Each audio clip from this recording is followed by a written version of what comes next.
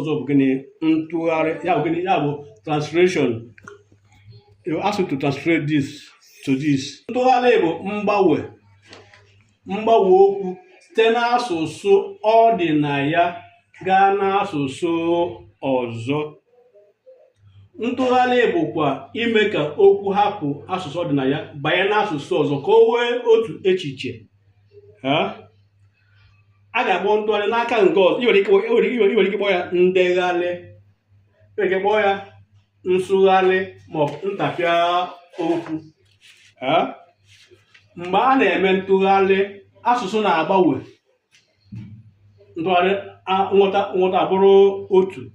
Leba anya ebe a n'ọma. Anyị nwere bekee ya bụ English language, anyị nwere Igbo language. Hand bụ gịnị?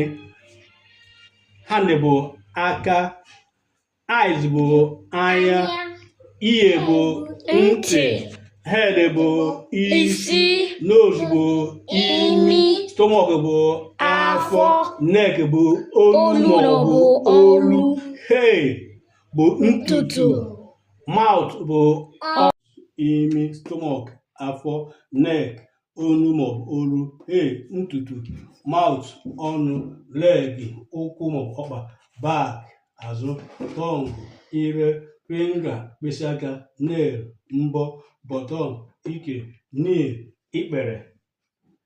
Ndị a maka gịnị? Maka akụkụ ahụ mmadụ, parts of the body. Abịazi nke Igbo ọsọ anyị ụcha. Ụcha bụ color. Ụcha bụ gịnị? Color. Types of color. Ụcha bụ gịnị?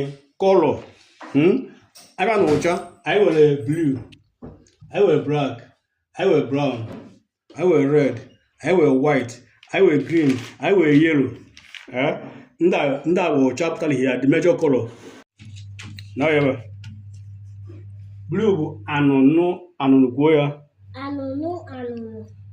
Black bụ oji kwuo ya. Oji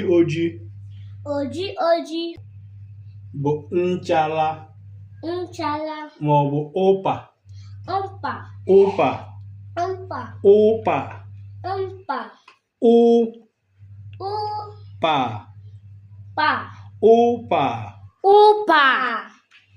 Green, red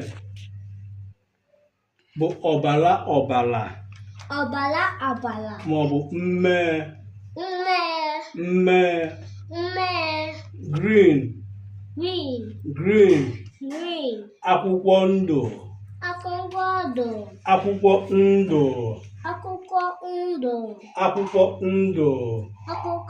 Let's continue. Yellow. Edo.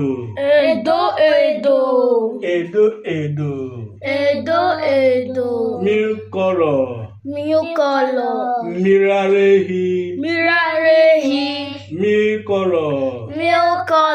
Mirarehi.